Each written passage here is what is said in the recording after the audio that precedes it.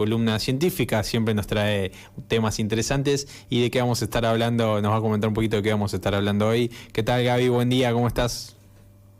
Buen día, Gonza, ¿cómo van? ¿Cómo andan todos y todas del otro lado? Hoy voy a arrancar bien arriba porque si no está complicada esta semana. No sé por qué ¿Venís bajito? vengo un poquito, vengo golpeado, así que vamos a tratar de arrancar arriba. Tengo un problema, no tampoco te lo quiero traer a colación. Yo sé que vos sos de los primos, pero bueno, no quiero traer algunos temas. Porque tengo contradicciones, ¿me entendés? Porque sé que está muy mal, me gustaría hablarlo igual. A ver, dale, hagamos, no voy a negar que... hagamos un poco de catarsis al aire, dale. Para esto sirve, la radio es un instrumento para eso también. No voy a negar que no grité el domingo, por eso un poquito tengo la voz. Está perfecto, yo hubiera hecho lo mismo, te banco, en esa te banco. Pero estoy bastante en desacuerdo con muchas de las cosas que fueron pasando, así que por otro lado tengo esa contradicción interna, pero bueno. Es que era una situación difícil, se jugó, si decidió jugarse, había que jugarse como se pudo y pasó lo que tenía que pasar y listo, es así. Una vez que empezó el partido, ya está, si sabrás de eso, vos nueve goleador de los campus de la UCA por aquellas viejas y queridas y lindas épocas. Bueno, y también mandar un saludo y un afecto muy grande a toda la gente de Universitario, club que me formó futbolísticamente, digamos, donde pasé gran parte de mi vida y de mi adolescencia. Es más, creo que todavía yo tengo un pantalón corto que nunca te volí, para que te des una idea. Sí, es cierto. Yo me autoproclamo como goleador histórico de las inferiores. Universitario, pero bueno, no está muy chequeado. Claro. No importa, viste que Pelé y Romario contaban los goles que hacían en la playa con los hijos, así que ¿quién puede negar tus 1.500 goles durante la actividad futbolística? Tengo los recortes del diario Crónica que salía la edición de los miércoles con las inferiores. Bien. No, bueno, un poco lo raro de todo esto, ¿no? Y lo traigo a colación un poquito, donde si los dos clubes más importantes de Argentina no son capaces de controlar los casos de contagios, parece que el fútbol es una actividad que está dejando, sobre todo deja expuesta a muchos y a muchas, ¿no? Desde autoridades hasta esta idea un poco falaz de los protocolos. Hace poco en Independiente hubo jugadores incluso que salieron a decir que no habían podido dejar la costumbre de compartir el mate y que por eso también se habían contagiado. Sí. En River fueron 15, después fueron 20. Boca tampoco está exento de esto. Recordamos que el año pasado tuvo también una ola de contagio masivo donde se había planteado incluso como estrategia para decir, bueno, nos contagiamos ahora y largamos después la competencia sin problemas. ¿Cuál sería mi manera de verlo? Pésima estrategia.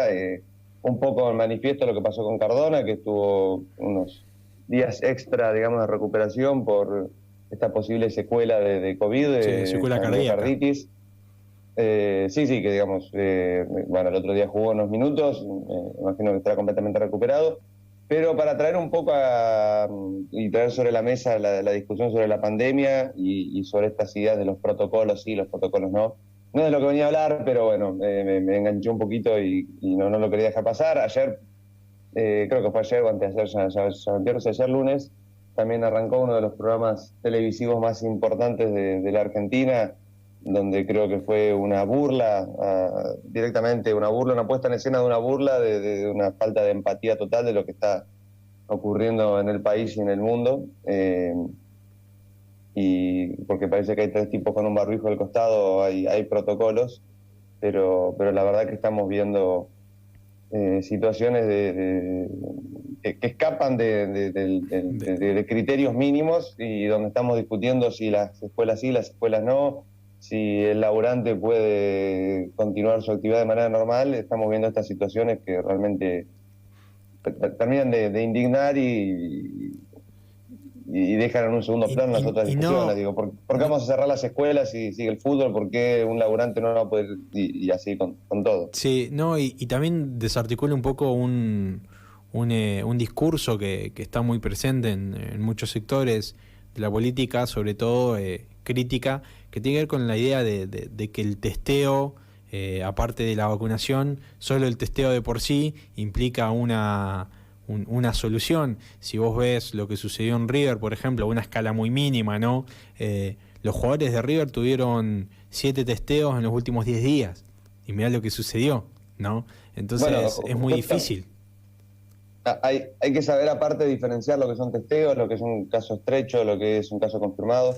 En el caso de los testeos que se suelen hacer en el fútbol, no se suelen hacer test de PCR, el famoso PCR, que es la regla de oro, digamos, para poder detectar casos que se están desarrollando en este momento, sino que se hacen típicamente estos testeos rápidos de antígenos, cosas por el estilo, con la salvedad de que ambas tomas de muestras son mediante hisopados, con lo cual uno, porque ha sido hisopado, no quiere decir que el test sea totalmente fiel. Si es positivo, digamos, si es positivo, lo más probable es que en ambos casos sea positivo. Si es negativo, en un test de los denominados rápidos, debería ser confirmado por PCR, tal negatividad. Y si tenés una PCR negativa y esa toma de muestra fue realizada antes de las 72 horas o en las primeras 72 horas desde la aparición de síntomas, puede que uno no tenga una carga viral tal que sea detectable fácilmente con el test de PCR, con lo cual hay muchos matices en cuanto a qué significa un test negativo. Y bueno, claramente fue lo que sucedió en el caso River, quedó muy, muy en manifiesto esto, tanto por los test que se venían haciendo, como los que se hicieron antes del partido y como los 5 casos que saltan después del partido. Que saltan después, sí, sobre todo por esto de que se testea 48 horas antes de los partidos y salta negativo, y los jugadores de River tuvieron testeos el martes antes de jugar en Colombia, el viernes, el sábado, domingo, y a medida que fue pasando el tiempo empezaron a saltar más casos. Y no solo eso, sino también de mucha gente que cree que por haberse contagiado o inclusive por estar vacunado no le afecta. En River hay un caso de recontagio que es el de Borré, por ejemplo, que también trae o es un llamado de atención para aquellos que han tenido la enfermedad y que piensan que no les va a pasar nada. No, realmente puede ser grave un recontagio, pero bueno, por suerte. Y también trae otro punto de vista, ¿no? El tema de la condición física y todo esto, porque la mayoría de los jugadores están cursando la enfermedad de manera sintomática o de manera leve, entonces también la condición física es un insumo importante para enfrentar este virus. Sí, sin duda, son personas jóvenes, en todos los casos menores de 40, que tienen un estado físico envidiable, con lo cual, bueno, además de la condición física, no solo por el entrenamiento, sino por los cuidados excesivos que tiene un futbolista profesional, con lo cual uno esperaría que en la mayoría de los casos no suceda nada. El caso de Daniele De Rossi fue en Italia llamativo, llegó a estar internado con una neumonía bilateral. No es activo, pero digo, hasta hace 2 años estaba jugando al fútbol de manera profesional, con lo cual también digo, hay que tomar todo con pinzas y puede afectarnos a todos y a todas, y ya no es una enfermedad donde solo se ven afectados aquellos que tienen comorbilidades o aquellos que son mayores de 60 o de 65, sino que ya puede afectar, y sobre todo a las nuevas variantes, la variante Manaus, la variante Reino Unido, de manera grave y severa a toda la población, incluyendo niños, niñas y adolescentes, con lo cual hay que seguir cuidándose. Hay que seguir cuidándose. Y no confiarse. Y un poco en contacto con lo que tenemos el día de hoy, ¿no? Estudios, experimentos, desarrollos que llevan su tiempo, ¿no? Vos nos contabas con el tema del desarrollo de las vacunas, por ejemplo, que una vacuna tarda en promedio 8 años, por ejemplo, más o menos, sobre todo porque todas estas fases que estamos viendo de manera acelerada ahora. Claro. Y cómo también no se sabe hoy por hoy las implicancias que tiene el virus, porque es algo nuevo, y cómo esto se va a ver a lo largo del tiempo. Bueno, sin dudas. Pero bueno, la pregunta que tenía para hacerte hoy es si te considerás ansioso. Totalmente. Todo ya. Totalmente ansioso. Todo ya, sí. Ok, bueno. Hace poco, este año, hablamos de un rover que aterrizó en Marte, el Perseverance. Sí. Que fue un rover que empezó a diseñarse, empezó a planificarse esta misión. Es una continuidad de varias misiones de la NASA, pero que empezó a planificarse a mediados de la década del 2010, digamos, 2012, 2013, por ahí sí. arrancó esta idea. Imaginemos que alguien, o un ingeniero, una ingeniera, un científico que empezó en esta misión allá por el 2013, tuvo que esperar hasta el 2021 para que el rover aterrizara en Marte y empezar la misión científica. Claro. Estamos hablando de experimentos científicos que llevan un largo tiempo de desarrollo, generalmente todo lo que tiene que ver con lo nuclear, por ejemplo, el descubrimiento del bosón de Higgs, todo lo que tiene que ver con la necesidad de grandes aparatos y de coordinaciones internacionales, como fue la fotografía del agujero negro supermasivo, que fue noticia también hace poquito, donde hubo que generar un gran telescopio uniendo varios telescopios en diferentes lugares del mundo, y fue una colaboración que necesitó calibrar muchos equipos muy complejos y ponerlos en línea, y sobre todo la cooperación internacional, que el tema social o político muchas veces es más complejo que el tema científico en sí. Todos esos experimentos, no solo porque necesitan mucho tiempo de planificación y porque son muy complejos de llevar adelante, necesitan además un equipamiento especial y demoran demasiado tiempo. Otra gran infraestructura muy conocida es el LHC, el gran colisionador, esta palabra de partículas. De hadrones. H es de hadrones, pero es un tipo de partículas, el Large Hadron Collider, en inglés un poquito más simple el collider que colisionador. Pero buena palabra para el ahorcado, colisionador. Colisionador. Bueno, es el acelerador de partículas más grande y de mayor energía, e incluso las máquinas más grandes y más energéticas construidas por el ser humano. Esta construcción comenzó comenzó en el año 98 y terminó en el año 2008, fueron 10 años de construcción. Y uno de los grandes objetivos era encontrar esta partícula conocida como el bosón de Higgs, algo que el CERN, el Centro para Investigación de las Energías Nucleares y todo lo relacionado con el nuclear europeo, anunció el 4 de julio del 2012, 14 años después de que comenzó la construcción del LHC. Paréntesis, las investigaciones siguen incluso porque, más de casi 10 años después, porque lo que se anunció fue una partícula que tendría características esperables a las que tendría esta partícula que estaban buscando, que era el bosón de Higgs. Para eso hubo 3 equipos que trabajaron en paralelo, que no se compartían información con distintos detectores. Tuvo una gran puesta en escena y una gran coordinación de distintos países. Incluso Argentina tiene participación ha tenido participación en uno de estos detectores. Después podemos pensar, por ejemplo, en las sondas Voyager 1 y 2, que fueron lanzadas en el año 77 y siguen operando. Es la construcción o el aparato que el ser humano ha construido que está más lejos del planeta Tierra, ya salió del sistema solar. Son más de 44 años que vienen trabajando y recabando información. ¿Y todavía tienen capacidad de enviar datos? Siguen funcionando mucho más de lo que se hubiese esperado, mucho más de lo que Carl Sagan hubiese imaginado en su momento. Si tienen un rato hoy, les interesa la exploración espacial.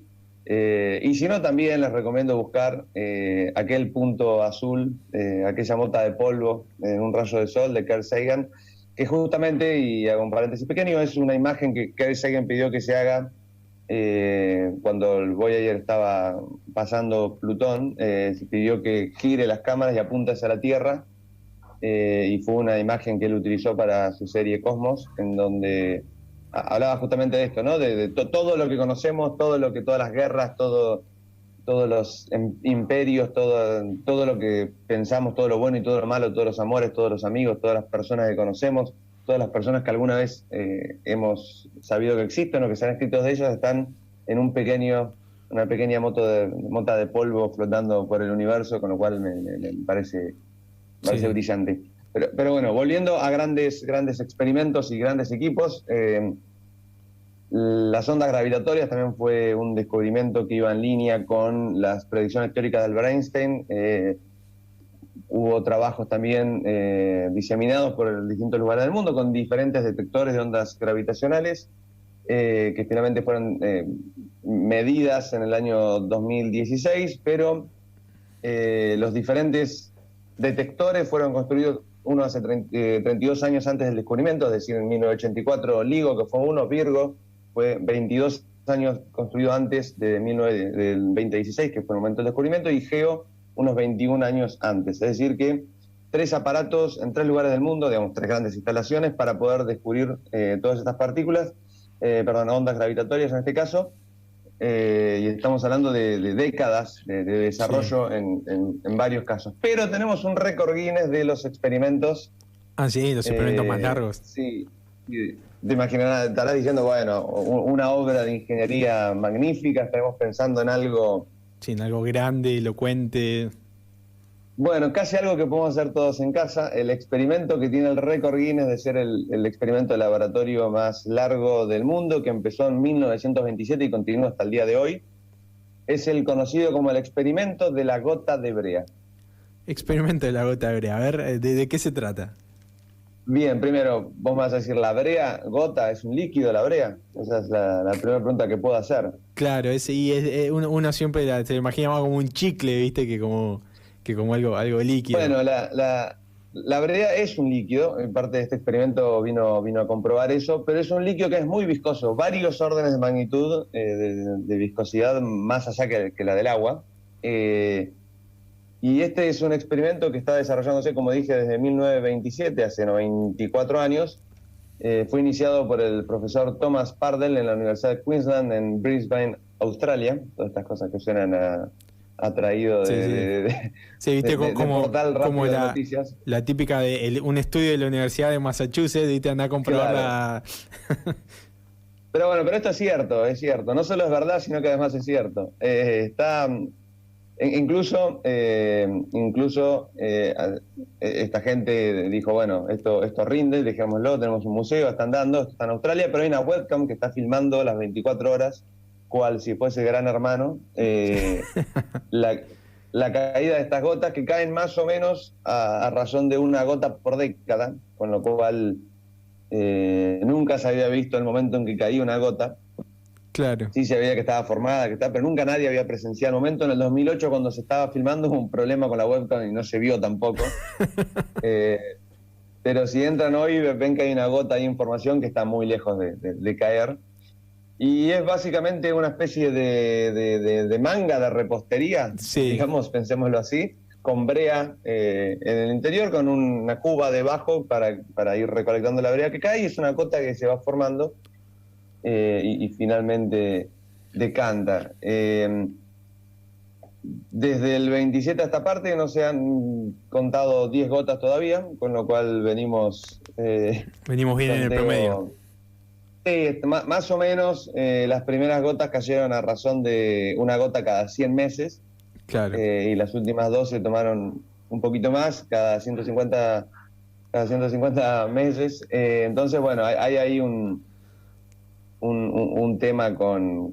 Justamente lo que se probó con esto es que la brea era un líquido y que de alta viscosidad, y se intentó, o se midió finalmente la viscosidad, y se sigue haciendo, ¿no? Los experimentos siguen tratando de refinar justamente la medición de la viscosidad de este tipo de líquidos de justamente altísima viscosidad. Así que los grandes experimentos científicos pueden ser aquellos que requieran de obras impresionantes de ingeniería, de poner aparatos y satélites y sondas espaciales que llevan mucho tiempo, de poner robots en otros planetas, de desarrollar grandes infraestructuras para poder detectar las energías más alejadas del universo, o simplemente poner una gota de brea cayendo a razón de una cada varios meses. Varios meses, sí. Y bueno, y estar ahí para comprobarlo, ¿no?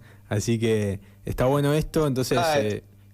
Es que hacer ciencia es jugar, sí, mientras uno anota, ¿no? Lo importante, claro. Si uno deja de anotar, está jugando; si uno empieza a anotar, es empezar a hacer ciencia. Empezar a hacer ciencia, claro.